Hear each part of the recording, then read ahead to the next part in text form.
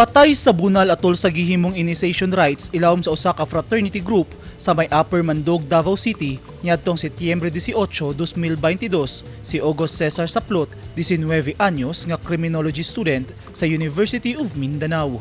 Samtang luwas ang usa pa ka kauban niini nga 18 anyos. Sa report sa Davao City Police Office sa Acro Alpha Delta Chapter Fraternity, miyembro si Saplot. Daling nadakpan ang pipila sa mga suspect nga nalambigit sa insidente sa hazing nga sagad mga 4th year student sa College of Criminal Justice Education. Napasakaan na og kaso ang pipila sa mga responsable sa krimen, samtang gawas nun pa hangtod karon ang uban niini. Sa pamahayag ang gipagawa sa universidad, giangkon niini nga ilang mga estudyante ang nalambigit sa hazing. Giklaro usab sa universidad nga hugtanon nilang ginadili ang bisan unsang fraternity subay sa Republic Act 8049 kun ang anti-hazing law dili matud pa nila ginatolerate ang hazing ug bisan unsang karahasan ug wala giila sa eskwelahan ang naisgutang fraternity. Gipanaad sa kapulisan nga ilang padayong gukdon aron masilutan ang ubang gawas nun nga mga suspect. Nabulabog ang mga residente sa Purok Mangga, Landing Barangay Darong, Santa Cruz, Davao del Sur niadtong Nobyembre 11, 2022 sa buntag dihang nakaplagang patay sulod sa ilang kwarto ang magigsuong sila Marie nga 15 anyos ug Inday 11 anyos. Suspect sa linuog nga krimen ang ilang ama-ama kon stepfather nga si Jessebon Palomo 33 anyos nga taga North Cotabato nga uyab sa inahan sa mga minor de edad nga biktima nga si Dinesa ug aminado kini nga nagkaila sila ni Palomo sa Facebook ug nagkauyab. Pero sukad-sukad wala pa sila magkita personal niini kay tuwa sa nasod Saudi Arabia si Dinesa nga nanarbaho isip domestic helper. Nahitabo ang krimen kadlaw niadtong Nobyembre 11 samtang tuwa pa sa laing nasod ang inahan sa mga bata. Daling naaresto si Palomo dito sa iyang probinsya human gikasa sa mga otoridad ang hot pursuit operation batok kaniya. Sa investigasyon sa Santa Cruz Municipal Police Station, dunay mga samad ang kinataw sa duha ka mga batang biktima ug dunay samad ang ilang sampot nga indikasyon nga posibleng sexual nga giabuso ang mga bata. Duha ka kasong murder ang gipasaka batok ang Palomo. Matud ni Police Lieutenant Colonel Christopher Sabsal, ang commander sa Santa Cruz Municipal Police Station, nasumiti na sa korte ang resulta sa autopsy nga gihimo sa patayng lawas sa duha ka mga inosenteng biktima ug gikonsidera ni Sabsal nga case closed na ang kaso. Sa kasamtangan, anaa pa sa kustodiya sa Santa Cruz MPS ang suspect. Niadtong Agosto 11, 2022, patay sa pagpamusil alas 11 sa buntag ang usa ka Paul John Dizon Ferraren samtang nagsakay sa pampasahero ang jeep sa Piapi Boulevard, Barangay 23-C, Davao City. Kuyog sa biktima ang iyang live-in partner ug inahan sakay sa jeep dihang nahitabo ang krimen.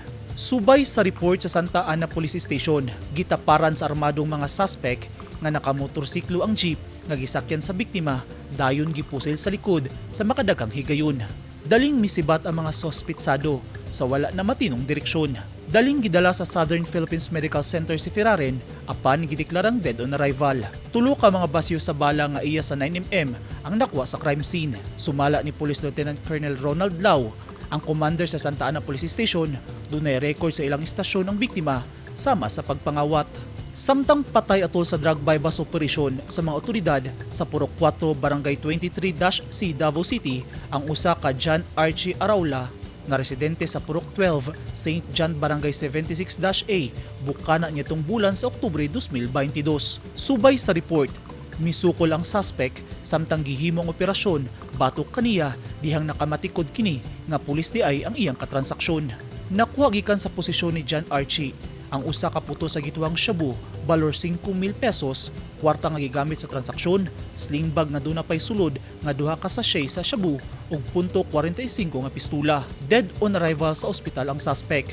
Dunay warrant of arrest ang suspect sa kasong kawat ug gikonsiderang top 1 station level high value individual kun HVI.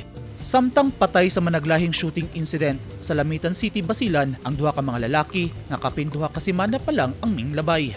Gila sa Lamitan City PNP ang mga biktima nga sila Jusalon Husnin Ira, 28 anyos, nga taga Sitio Bakisong, Barangay Kambog sa Albarca ug Muwin Damiling Kutaya, 41 anyos, nga residente sa Barangay Kabangalan, Kayapukan sa probinsya. Sa investigasyon sa Lamitan City Police Office, unang gipusil patay si Husnin samtang nagbaktas kini sa kalsada sa may Quezon Boulevard duol sa Triangle diyang kalit kining gihunungan sa duha ka suspect nga nagsakay og motorsiklo ug dayon gipusil sa makadagang higayon gamit ang .45 nga pistola base sa kapsula nga nakuha sa crime scene.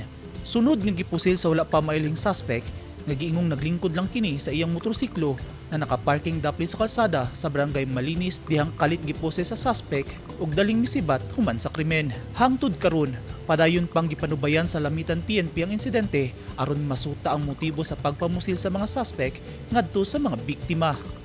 Ug una matapos ang tuig 2022, gipusil patay sa wala pa mailing armado nitong Miyerkules sa gabi, Disyembre 28, ang usa ka negosyanteng babae ug model sa Purok 18, Buttercup Street, corner Bluebell Street, Green Meadows Subdivision, Barangay Santo Niño, Tugbok District, Davao City. Gila ang biktima nga si Yvonette Plaza, 38 anyos ug base sa iyang passport, residente kini sa Kalamansig, Sultan Kudarat. Migawas sa investigasyon, padulong na moabli sa gate sa giarkilahang balay si Plaza dihang kalit kining giduol sa wala mailhing armado o gipusil sa likod. Personal nga away ug kawat ang usa sa mga motibo nga ginasubay sa kapulisan sa pagpamusil patay kang Plaza. Nakapangayo pa og tabang ang biktima, aya kini nawad-an sa iyang panimuot. Matud sa Davao City Police Office, usa ka samad pinusilan sa lawas ang nahiaguman sa biktima ug nawala sab ang bag ug cellphone niini. Gipalaw man pa sa kapulisan ang ilang investigasyon aron mailhan ang suspect. Dunay kopya sa CCTV footage sa crime scene ang otoridad nga dakong ikatabang sa ilang gihimong investigasyon sa kaso. Wala pa'y gipagawas nga pahayag ang pamilya sa nailong biktima. Eugene Hinutan, Newsline Philippines, Davao Region. Stay safe